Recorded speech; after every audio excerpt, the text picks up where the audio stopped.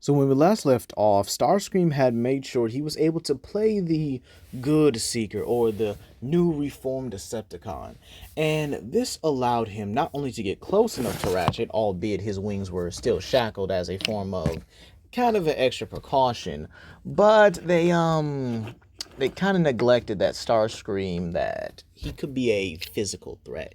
And so he was able to pierce Ratchet through the side and take some of the synthetic energon for himself. Let's talk about it. Our story continues with that very scene having already played out. Starscream monologues to Ratchet, saying that it's funny how they thought he wasn't any real threat because of how much he plays the coward. However, like I always told Megatron, cowards do survive. And they create their own opportunities. And this is where Starscream actually utilizes Ratchet's own equipment to damage him further. He doesn't want Ratchet killed. No. That'll get the Autobots a little more bloodthirsty after him. No. He wants to make sure that they have to focus on him while he makes his escape. And this is where he turns to the humans. Yes, I'm going to have them in this, scenario here. And he tells them to make sure that the Autobots know that it was him that did this.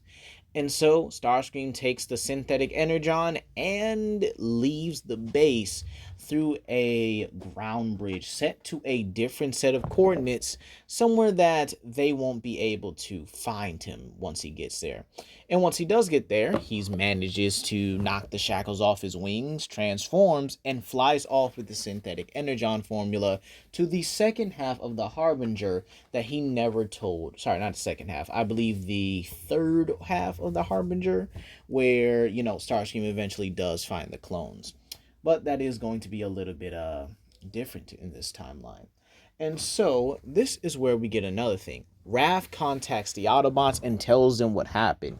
And they are all shocked at this time here.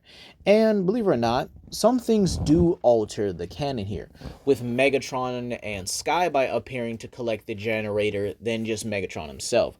Understanding that they kind of have a situation here, Optimus chooses to have his Autobots fall back for right now, but this isn't over. They will find a way to get that generator back.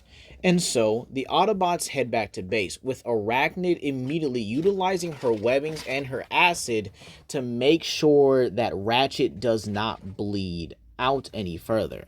And so the Autobots are able to use their past experiences with Ratchet, and Raph specifically, because he is, the smartest person at the moment, he's able to pretty much guide them through in order to stabilize Ratchet. And so when they find out from either Jack and Miko what happened, Optimus feels like it's his fault. And RC goes absolutely ballistic here. She says that it's your fault, but she doesn't point at Optimus. No, she points at Balerion, and she points at him with a blaster in her, with her blaster. And she says that you allowed Arachnid in here, giving everyone this little false hope that all Decepticons can change. Meanwhile, Starscream just did this to Ratchet. This is your fault. And that's when she actually gets smacked right towards Optimus by one of Balerion's wings. And he looks at her with those blazing, death-filled eyes, fire foaming at the mouth, and he says, "Say it again." Before anyone can escalate anything, Depth Charge and Bulkhead both restrain Balerion, while Bumblebee and Strong Arm restrain RC. And this is where Depth Charge makes sure to keep Balerion's mouth closed, because he knows good and well what that fire breath can do at this point. And this is where Optimus tells everyone to simply stand down. That yes, not every Decepticon can change, Not everyone can change. But we can only hope that they can. Starscream fooled us by giving us all that hope that he could change. And unfortunately, we now know that he is a threat. So the next time you see him, you may terminate him if you also choose. To which Arachnid says that would be her pleasure. And this is where the rest of the Rising Darkness pretty much happens here. And we have a conversation between Balerion, Depth Charge, and Optimus. Optimus thinks that they should confront Megatron.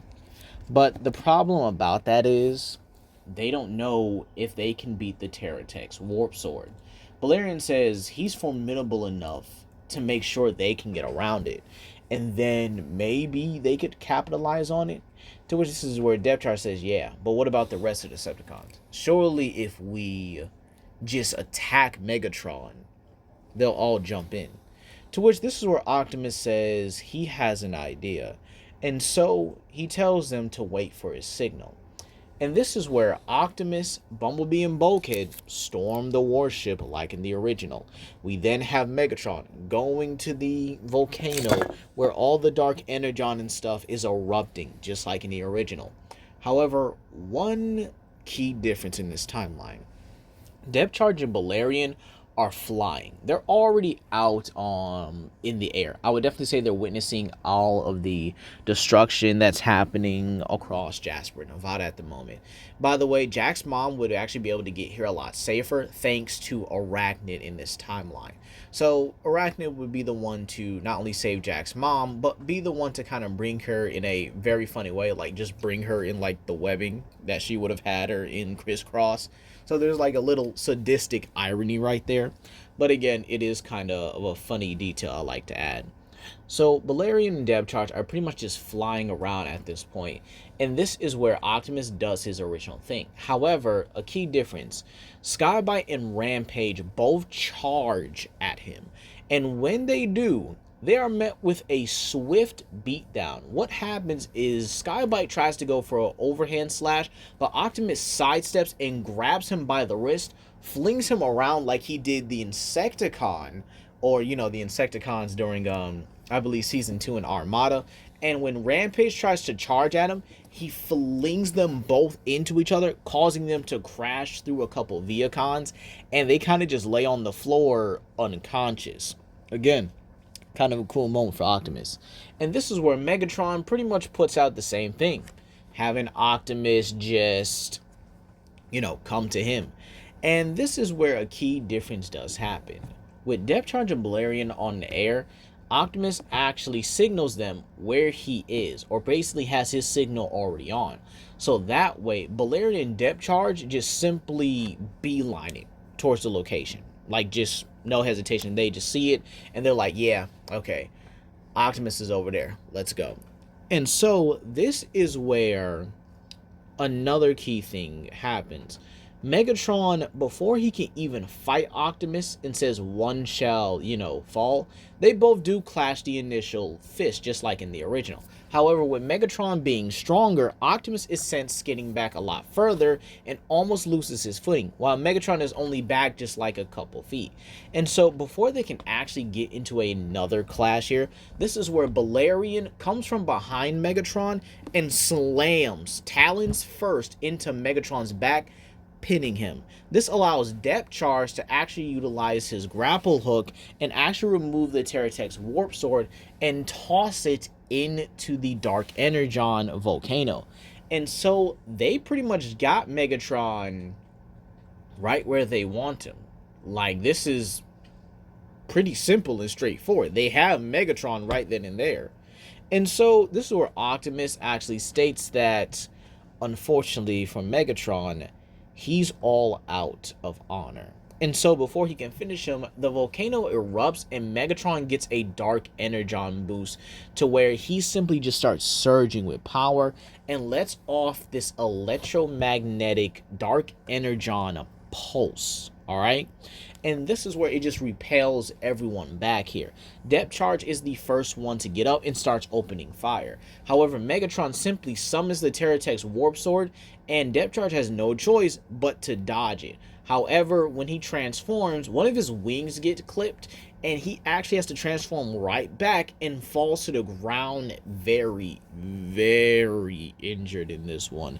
Balerion, however, is able to regroup and then goes toe-to-toe with Megatron himself, while Optimus goes to check on Depth Charge.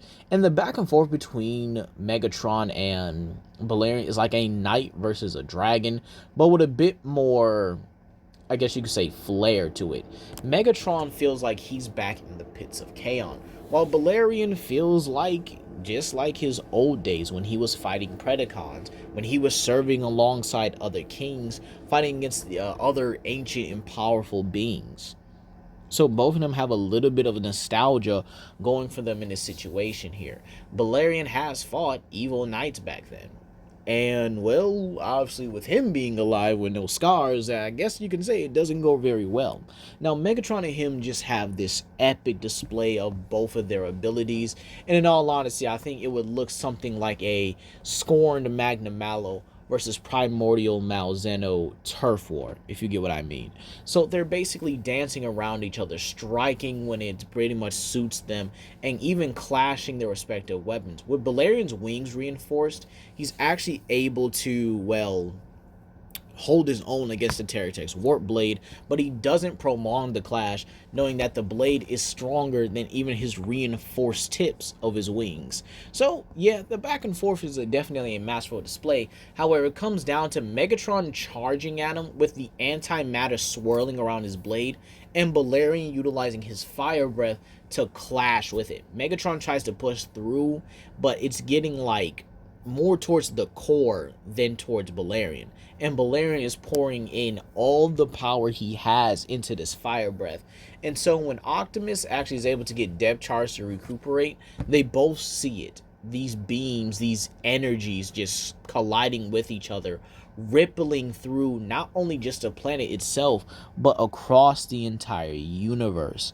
And this is where, once Megatron reaches the heart of Balerion's fire breath, it's just a massive dark and light explosion. There's a dark matter and fire explosion to where both of them are just simply knocked out.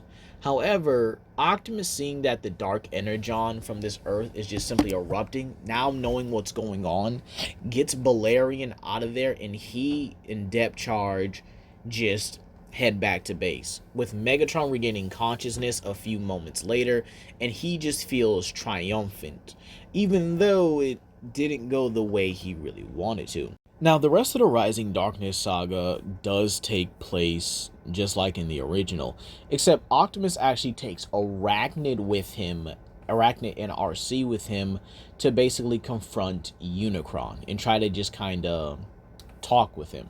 And Arachnid can't even believe this for the moment. He really got the Chaos Bringer to pause. And this kind of cements her faith in the Autobots a lot more, despite the fact that they're not even perfect. But then again, neither were the Decepticons, so she's kind of like, so this is what being a Prime is actually like. She would never wish it upon anyone, not even Balerion, and he has one of the few most qualities. And this is where Balerion, Depth Charge, who pretty much just got his wing welded back on and stuff, it's pretty fine at this moment. Balerion, Depth Charge, Bulkhead, and Bumblebee all go forward to assist the rest of them and evacuate them from Unicron, just like in the original. However, with Depth Charge and Balerion, two flyers, it's just overkill for the Unicron drones. They just get bombarded by fire and, well, depth charges. Not sure how powerful a depth charge would be on land, considering they are, you know, usually deployed underwater.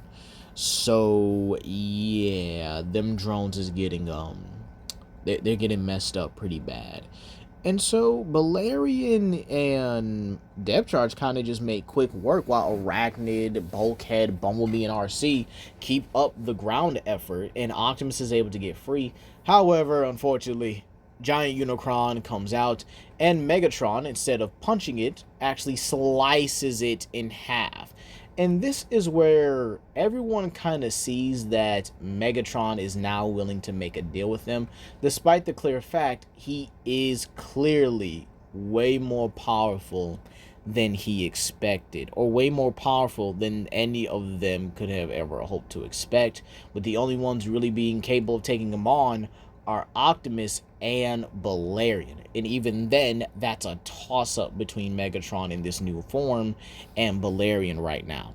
So Megatron does make his deal to Optimus, and well, yeah, they go back to base, and while not everyone is happy with it, Megatron still does hold off the Unicron, the giant Unicron and stuff like that. And this is where I would also change another thing.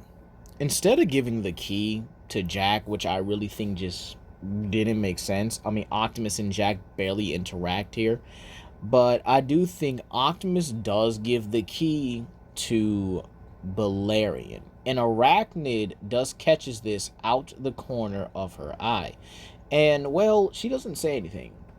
Not just yet, not just yet.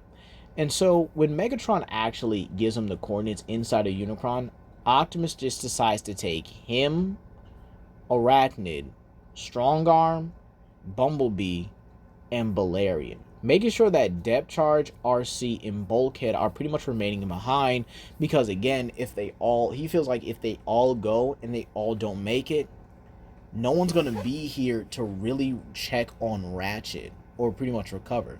So Optimus pretty much leaves Depth Charge in charge of the Autobot base at the moment, along with Bulkhead and RC, because again, they are some of the closest ones to Ratchet at the moment. So, with that being said, these Autobots and Megatron all go through, with Balerion being unaffected by the Dark Energon due to his nature. And so, this is actually probably one of the more smoother transitions. We have Arachnid being able to web up most of the Unicron antibodies and just slamming them into the others and stuff like that, kind of like a whole Spider-Man or Spider-Woman type thing here. And then we have Balerion burning them, Strongarm and Bumblebee shooting them back to back, and Strongarm even has like a little fangirl moment when she sees Optimus and Megatron working together, and Balerion actually notes that they are quite impressive working together, and states that it's a shame they couldn't have found some way to really make peace. They would have been unstoppable together. However, back to the fight itself, and this is where Balerion actually undeploys, or pretty much, deploys his hurricane emitters and creates a shockwave, pretty much dusting a whole horde of Unicron antibodies. And so the Autobots pretty much form their iron wall of defense against Unicron's antibodies, while Optimus and Megatron go in together. And well, everything pretty much goes the same. Optimus utilizes so much power from the Matrix that he loses his memories of who he is. And when the Autobots break in, Balerion immediately sees that something is wrong with Optimus, and Arachnid is the first one to try and actually stop Megatron from taking, Orion here. But he actually utilizes the blade to not only catch Arachnid's webbing, but to pull her in and grabs her by her throat, and simply puts the blade right back to her, saying that if you dare follow me, I'll kill her. And Balerion grits his teeth and looks in absolute anger as Megatron and Orion escape through the portal with Arachnid. And this leaves Balerion in an absolute fit of rage, to the point where he starts breathing fire all around, burning everything inside, or everything that his fire can touch inside of Unicron. No Diddy, I realized what I just said. Hey, yo, no Diddy on that, bro, for real. And this is where, when the Autobots get back to base, RC even shows a bit of concern on where Optimus and Arachnid are. And this is where Strongarm simply explains that Optimus didn't recognize any of them.